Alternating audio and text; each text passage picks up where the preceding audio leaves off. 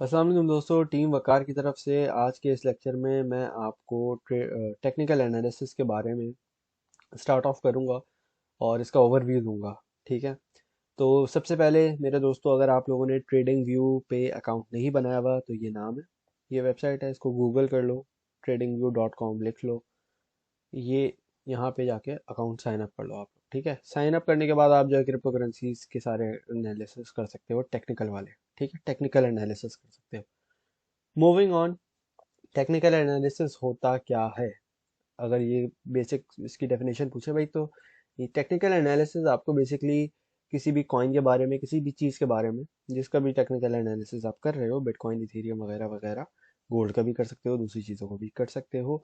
तो जो भी आप चीज़ कर रहे हो वो आपको क्या बताता है, किसी भी एसेट की, क्रिप्टो की, उसकी हिस्ट्री, हिस्ट्री हो गया उसका पास्ट, और प्रेडिक्शन। इन दोनों चीज़ों के बारे में वो आपको पैटर्न और साइकोलॉजिकल कंडीशन बताता है। ठीक है। मार्केट में आपको ये समझना होता है, क्योंकि देखें ये कोई जॉब नहीं है, इसको समझाने के लिए बता रहा हूँ। ये कोई जॉब नहीं है। जॉब में होता है ना भाई, आपको आपने एक चीज़ सीख ली, वही चीज़ आपने 9 to 5 करनी है। लेकिन एक जब आप बिजनेस में होते हो तो वहाँ पे आपको लेट से 24/7 जो है कुछ ना कुछ नया ऊपर नीचे हो जाता है, कोई नया चैलेंज आ जाता है, कहीं नया आपको कुछ करना पड़ता है, कुछ करना पड़ता है। तो आपका एक माइंडसेट जो है एक्टिव होना चाहिए। ठीक है, डल माइंडसेट नहीं होना चाहिए। तो इसमें आप जब भी देखें तो आपको एक अलर्ट, चौकन्ना रह के, लेट से मार्केट को देखना चाहिए। ठीक है। तो ज़रूरी नहीं है कि जो कल हुआ था वैसी ही मार्केट आज हो, या वैसी ही मार्केट 10 दिन के बाद हो। तो ये मेरा कहने का बेसिकली मतलब है, हर रोज़ मार्केट नई होती है और इंसान को मार्केट के साथ अडेप्ट करना होता है और मार्केट के साथ चलना होता है। ठीक है जी। तो होपफुली ये बात आपको समझ आ गई होगी। तो हिस्ट्री और प्रिडिक्शन, पास्ट और फ्यूचर के बारे में हमें टेक्निकल एनालिसिस से पता चलता है। तो टेक्निकल एनालिसिस को अगर हम ब्रेक डाउन करेंगे भाई, कैसे पता चलता है, क्या चीज़ होती है, क्या बेसिकली उसका क्या एक एक हिस्सा होता है जिससे हमें पता चलता है। तो सबसे पहले हमारे पास आती हैं कैंडल स्टिक्स। ठीक है, कैंडल स्टिक एक बोरिंग टॉपिक भी हो सकता है कुछ लोगों के लिए, कुछ लोगों के लिए, मुझे तो बोरिंग लगता है लेकिन इम्पॉर्टेंट है। ठीक है। कैंडल स्टिक बेसिकली आपको पता चल जाएगा क्या होती है, कैसे होती है, और ग्रीन और रेड क्यों होती है। तो जो कैंडल स्टिक्स के लेक्चर हैं उनसे। ठीक है। अच्छा, तो कैंडल स्टिक से बेसिकली आप जो है ना पास्ट में देख सकते हो कि भाई कैसे हुआ था, ये कैंडल बनी तो इसके बाद मार्केट क्या हुई। कैंडल स्टिक की अपनी एक साइकोलॉजी होती है। साइकोलॉजी का मेरा मतलब है कि अगर कोई तरह की, लेट से कोई XYZ एक तरह की कैंडल बन गई, एक स्पेसिफिक टाइप ऑफ कैंडल अगर बनी, तो उसका क्या मतलब होगा, उसकी बेसिकली इंटरप्रिटेशन। अगर अ, कोई टाइप की कैंडल बनी है तो उससे क्या होगा, अगर लेट से स्पिनिंग टॉप बनी है तो उससे क्या होगा। एक एग्जांपल दे रहा हूँ खाली। ठीक है जी। तरह तरह की डिफरेंट डिफरेंट कैंडल हैं। इसके बाद हमारे पास आती है सपोर्ट एंड रेजिस्टेंस। ठीक है, इसका बहुत इंपॉर्टेंट रोल होता है हर टेक्निकल एनालिसिस में और ऑलमोस्ट हर टाइम फ्रेम में। ठीक है जी। ये जो एक लेट से आपको सपोर्ट एंड रेजिस्टेंस है ना, ये आपको बेसिकली मार्केट का एक जोन देता है जिसके अंदर आपकी क्रिप्टो घूम रही होती है। सपोर्ट को टच करती है, वहां बैठती है, फिर वहां से जो है कंसोलिडेशन होती है। अच्छा, कुछ लोगों को कंसोलिडेशन का मतलब पूछ रहे थे तो मैं बता दूंगा। Consolidation, hopefully I am writing,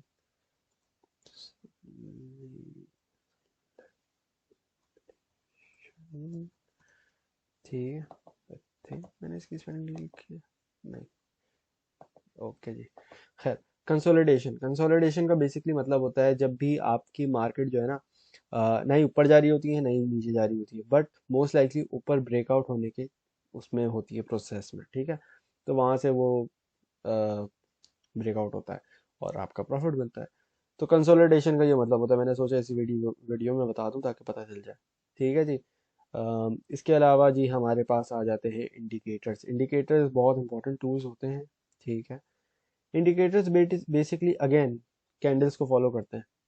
ठीक है। अगर आपने कभी भी RSI वगैरह, मूविंग एवरेज, इस तरह कुछ यूज़ किया है तो उसमें आपके पास सेटिंग में आएगा कि भाई उसकी जो लेंथ है वो क्या होनी चाहिए। लेंथ का बेसिकली मतलब होता है कि जो पिछली कैंडल्स बनी हुई है ना, कैंडल की बॉडी जो बनी हुई है, वो कितनी वो कितनी इंक्लूड करनी है उस इंडिकेटर के अंदर। ठीक है, तो अगेन इंडिकेटर्स टूल होते हैं जो कि बिल्ड अपॉन होते हैं कैंडल स्टिक पे। ठीक है, कैंडल स्टिक के पैटर्न्स पे नहीं, सिर्फ कैंडल स्टिक पे। और जी इसके अलावा टाइम फ्रेम्स। ठीक है, टाइम फ्रेम्स बहुत इंपॉर्टेंट चीज़ है। अगेन आपको जब भी अगर आप स्विंग ट्रेड्स ले रहे हो, आपकी लेट से एक हफ्ता ट्रेड खुली हुई है, 10 दिन खुली हुई है, जो भी, कुछ लोग ऐसा करते हैं कि भाई वीकली के वीकली नहीं, डेली या 3 डे की चार्ट्स देखते हैं, ट्रेड्स खोल के रखते हैं, उनके 2-2 महीने ट्रेड्स खुली रहती है, और वो यहाँ से शुरू होते हैं, नीचे से वो ऊपर तक जाता है, और उनकी वो प्रॉफिट चल रहा होता है। उनको छोटी मोटी फ्लक्चुएशन से फर्क नहीं पड़ता। अब अगेन डिपेंड करता है, हर बंदे का पोर्टफोलियो अलग है, हर बंदे की सर्कमस्टांसेस अलग हैं, हर बंदा अपनी तरीके से जो है वो मैनेज करता है सारी चीज़ें। ठीक है जी, तो टाइम फ्रेम्स, मेरा कहने का मकसद है कि टाइम फ्रेम्स बहुत इंपॉर्टेंट चीज़ है। जो चीज़ 15 मिनट के टाइम फ्रेम में आपको नज़र आए, वो जाहिर सी बात है नहीं नज़र आएगी आपको 1 डे के टाइम फ्रेम में, क्योंकि कहाँ 15 मिनट, कहाँ 24 घंटे। और इसी तरीके से 24 घंटे के बाद आता है वीकली, वीकली के बाद आता है मंथली। मंथली भी बहुत इंपॉर्टेंट, मंथली वाली जो कैंडल्स होती हैं, अगेन हम कैंडल स्टिक्स की बात कर रहे हैं, तो टाइम फ्रेम जो है वो भी आपके काफ़ी मैटर करते हैं। ठीक है जी, और टाइम फ्रेम्स का बेसिकली मतलब होता है, जब अगर लिखा हुआ हो ना 5 मिनट, तो वो 5 मिनट की एक कैंडल दिखा रहा होता है आपको। 1 घंटा अगर लिखा हुआ है टाइम फ्रेम पे, तो वो 1 घंटे की एक कैंडल बनी हुई होगी कि भाई 1 घंटे में इस कैंडल की किस तरह की मूवमेंट हुई, और फिर जो उसका पैटर्न बनेगा, फिर उससे क्या प्रिडिक्ट कर सकते हो आप अगले घंटे में।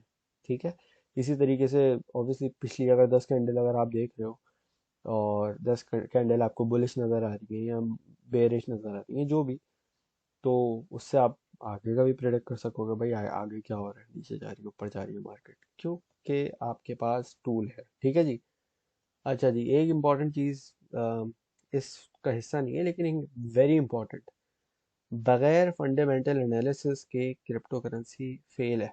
आप अगर क्रिप्टो में एक्सपर्ट बनना चाहते हो, ट्रेडिंग आते हो, तो ये याद रखो कि क्रिप्टो करेंसी में technical analysis only works 50% of the time. ठीक है, मतलब 50% से ज़्यादा वर्क बहुत ही मुश्किल से करता है। हाँ, आपने 50 इंडिकेटर सीखे हैं, वो एक अलग बात है, लेकिन अक्सर ये होता है कि इंडिकेटर आपके जो है वो ऊपर नीचे हो जाते हैं। असल में ये नहीं होता इंडिकेटर फेल होते हैं, नहीं। हमारी जो मार्केट है ना क्रिप्टो करेंसी, माशाल्लाह से ये बहुत ज़्यादा एक हेल्दी मार्केट है, एक हैवी, इसमें वॉलेटिलिटी है। ठीक है, ये वॉलेटाइल काफ़ी है, तेज़ी से ऊपर जाती है, तेज़ी से नीचे आती है। अब ये इंडिकेटर जो हैं वो ऑब्वियसली फॉरेक्स वगैरह वगैरह के लिए बने थे, तो वो उतनी तेज़ नहीं है मार्केट, तो in comparison crypto is very very healthy. ठीक है, तो आपको थोड़ा सा ना इसमें अडेप्ट करना पड़ता है कि अच्छा भाई इसका अगर ये मतलब है, तो क्रिप्टो में क्या मतलब होगा। ठीक है, उसके लिए फिर सेटिंग करनी होती है, स्पेसिफिक फिगर्स होते हैं जो कि आपने टीए में डालने होते हैं। जैसे आरएसआई में जो है वो हमारे पास 14 का हम आरएसआई यूज़ करते हैं सेटिंग में, जो अगर उसकी आप लेंथ वगैरह देख रहे हो, तो मूविंग एवरेजेस के डिफरेंट जो है वो लेंथ होती है कैंडल्स की। 200 की होती है, 200 की बहुत हैवी सपोर्ट बताती है आपको। 200 के अलावा 55 की एक इम्पॉर्टेंट होती है, इसी तरीके से और भी होती है। ठीक है जी, और लेकिन फंडामेंटल एनालिसिस के बगैर TA is not always successful. 50 to 70% success rate है। ठीक है, तो फंडामेंटल भी बहुत इंपॉर्टेंट चीज़ है, ये भी सीखना इंपॉर्टेंट है। ठीक है, अच्छा, ये दो चार दो दो पॉइंट्स हैं। पहला पॉइंट मैंने नोट, ये बहुत इंपॉर्टेंट चीज़ है। ठीक है, टिप दे रहा हूँ, इट्स अ टिप। ठीक है, इस लेक्चर की टिप, पहली टिप ये, आपने कभी भी $100 है, $1000 है, $10 लाख है, ये नहीं करना कि आपने सारी प्राइस एक, आई मीन सारा फंड एक ही प्राइस पे आपने लगा दिया। लेट से कोई कॉइन है 10 रुपए का, एग्जाम्पल दे रहा हूँ, भाई उसकी बाइंग प्राइस है 9 रुपए, लेकिन फिर वो ना नीचे भी आ सकता है 7 रुपए पे, तो 9 रुपए से 7 रुपए अच्छा खासा फर्क है। अगर आप उधर वैसे देखो, तो आपके 100 रुपये आपके हो सकता है 80 रुपये हो जाए, अगर वो 9 रुपए से 7 रुपए पे है। ठीक है, और सेलिंग पॉइंट है 12 13 14 इस तरह। तो आपने क्या करना है कि अपना जो फंड है वो डिवाइड करना है, ठीक है। Portfolio management is very important. अगर आपने अपनी सारी की सारी जमा पूंजी एक ही उसमें पॉइंट पे लगा दी, पूरा पोर्टफोलियो एक ही पॉइंट पे लगा दिया, तो जब वो नीचे आएगा तो आपके पास तो कुछ नहीं होगा और आप देख के अपना पोर्टफोलियो पैनिक करोगे। तो हमेशा आपने ये देखना होता है, एक अच्छा ट्रेडर हमेशा दोनों तरफा की मार्केट देखता है, ठीक है। नीचे जाता है, नीचे जाती है, तो वो कंडीशन भी देखता है कि नीचे जाएगा तो कितना जाएगा, ऊपर जाएगा तो कितना जाएगा। एक रिस्क और रिवॉर्ड रेशियो हमेशा नज़र में रखना चाहिए जितनी भी आपकी ट्रेड्स होती हैं। इसके ऑब्वियसली आपको इसको मैनेज करना आना चाहिए और पैनिक नहीं करना चाहिए। क्रिप्टो करेंसी, यहाँ पे मैं एक इम्पॉर्टेंट, वेरी वेरी इंपॉर्टेंट चीज़ अगर मैं लिख दूँ तो वो यही होगी कि crypto is a game of patience. जिस बंदे के पास सब्र है ना वो इसमें चीता बन सकता है, ठीक है। तो ये एक बहुत ज़्यादा इम्पोर्टेंट चीज़ है। इसके अलावा हमारे पास एक और जो बहुत इम्पोर्टेंट रूल है, TA wise, technical analysis wise, वो ये है कि never only use a single indicator for any trade. भाई आपको 110% भी श्योर है ना एक इंडिकेटर का, आपने at least at least at least use 3 indicators. मैं ये नहीं बोल रहा कि अभी यहाँ पे 3 इंडिकेटर देखो और आप एंट्री ले लो, नहीं। इसके अलावा आपको एक्सपीरियंस भी चाहिए होता है और इसमें प्रैक्टिस भी चाहिए होती है। कॉपी पेन पेपर से, pen use pen and paper, use pen and paper to practice, ठीक है। Let's say take 10 trades for practice. मतलब आपने कोई भी एक प्रिडिक्शन की, पेन पे लिख दिया बाय एंड सेल, ठीक है। बाय एंड सेलिंग का पॉइंट लिख दिया, भाई आपने लिखा मैंने 10 रुपए में खरीदा, एग्जांपल दे रहा हूँ खाली समझाने के लिए, 10 रुपए में खरीदा, 12 रुपए में बेचा। कोई दूसरा कॉइन आया, आपने 50 रुपए में खरीदा, 55 पे बेचा, फलाना फलाना इस तरह करके किया। एट दी एंड अगर आपका सक्सेस रेट ज़्यादा है, if your success rate is over 70%, 70%, मतलब अगर आपने 10 ट्रेड लिए उसमें से 7 ठीक है, ठीक है, 7 ठीक है, तो उसमें से फिर आप क्या कर सकते हो, छोटे से फंडे थोड़ा सा, 5% अपने पोर्टफोलियो का। लेट्स से अब अगर आपके पास $100 है, $100 में $5 वो बाइनेंस एक्सेप्ट नहीं करता। अगर आप बाइनेंस पे ट्रेडिंग कर रहे हो वो $10 बोलता है, ठीक है। तो $10 अगर आपके पास हैं तो आप $10, $11 कर लो, $11 की एक ट्रेड ले लो। लेकिन क्या, उसको कंफर्मेशन आपने कम से कम 3 इंडिकेटर्स यूज करने हैं, ठीक है। ये चीज़ बहुत इंपॉर्टेंट है। और उसके अलावा आपने फंडामेंटल एनालिसिस भी देखना है कि भाई मार्केट क्या है, हिसाब किताब क्या चल रहा है, कॉइन की न्यूज़ आ रही है, कॉइन का क्या है, वो भी आगे लेक्चर्स में बताया जाएगा। लेकिन ये बस होपफुली इससे गाइडेंस के लिए बता रहा हूँ कि ये जो चीज़ है ना, एटलीस्ट यूज 3 इंडिकेटर्स, और कभी भी एक इंडिकेटर को देख के ट्रेड नहीं लेनी है आपने, ठीक है। Never use only a single indicator for any trade. और ये प्रैक्टिस के लिए आप देख लो, पेन पेपर पे लिखो, take 10 trades for practice, buy and sell note down करो, सक्सेस रेट है, then take then take one one small trade of one small trade. हाँ बस, $10 की ले लो, $11 की ले लो। हाँ, आपके पास $2,000 का फंड है तो आप उसमें $50 यूज कर लो। ये नहीं कि $2,000 तो उसका 10% यूज करना है, नहीं।